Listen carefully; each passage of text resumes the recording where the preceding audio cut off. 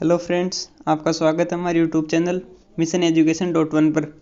आज हम करेंगे सातवाहन वंश व यूनान वंश के टॉप 20 क्वेश्चन। इन टॉप 20 क्वेश्चनों में सातवाहन वंश व यूनान वंश कंप्लीट करा दिया जाएगा आपको। तो चलिए वीडियो को शुरू करते हैं। पहला क्वेश्चन, शुंग वंश की स्थापना किसने की थी? तो इसका आंसर हो जाएगा पुष्यमित्र शुंग।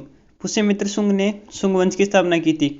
तथा साथ ही आपको ये भी याद रखना, देवभूति शुंग वंश का अंतिम शासक था। ये भी आपको याद रखना है। दूसरा क्वेश्चन करते हैं, भरहुत स्तूप का निर्माण किसने किया था? तो इसका आंसर हो जाएगा पुष्यमित्र शुंग। पुष्यमित्र शुंग ने भरहुत स्तूप का निर्माण किया था। तथा साथ ही आपको ये भी याद रखना, पतंजलि पुष्यमित्र शुंग के दरबार में दरबारी थे। ये भी याद रखना, कई बार एग्जाम में पूछ लिया जाता है। चलिए तीसरा क्वेश्चन करते हैं, कण्व वंश की स्थापना किसने की थी? तो इसका आंसर हो जाएगा वासुदेव ने कण्व वंश की स्थापना की थी। तथा साथ ही आपको ये भी याद रखना, सुश्रमा कण्व वंश का अंतिम शासक था। ये भी याद रखना, कई बार पूछ लिया जाता है। चलिए चौथा क्वेश्चन करते हैं, सातवाहन वंश की स्थापना किसने की थी?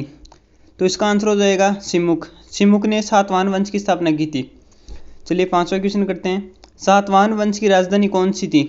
तो इसका आंसर हो जाएगा प्रतिष्ठान सातवाहन वंश की राजधानी थी। ये बहुत इंपॉर्टेंट क्वेश्चन है, एग्जाम में कई बार पूछा जाता है। तथा विदिशा कण्व वंश की राजधानी थी, आपको ये भी याद रखना है।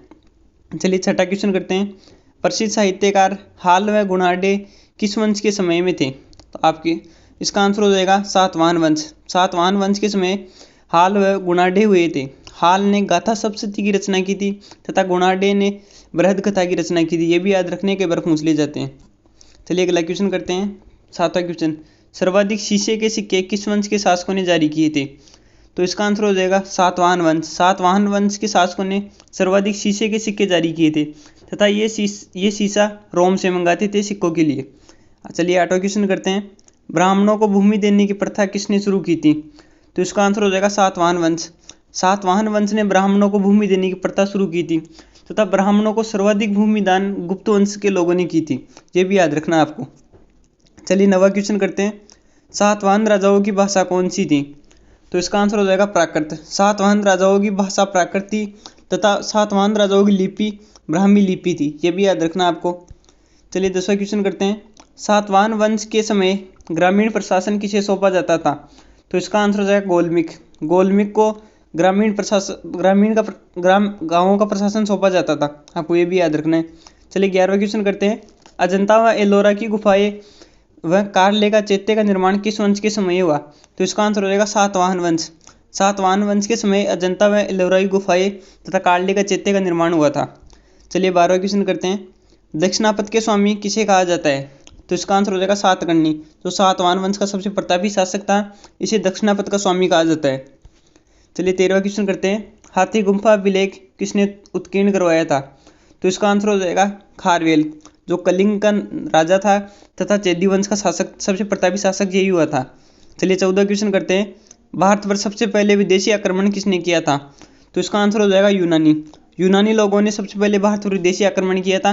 तथा उसके बाद में शक, फिर उसके बाद में पहलव तथा सबसे लास्ट में कुषाणों ने भारत पर आक्रमण किया था। चलिए 15वां क्वेश्चन करते हैं, भारत पर सबसे पहले विदेशी आक्रमण किस शासक ने किया था? तो इसका आंसर हो जाएगा डेमेट्रियस, जो बैक्टीरिया का शासक था। इसने भारत पर सबसे पहले आक्रमण किया था। चलिए 16वां क्वेश्चन करते हैं, यूनानी शासकों की भारत में राजधानी कौन सी थी? तो इसका आंसर हो जाएगा साकल यूनानी शासकों की भारत में राजधानी थी।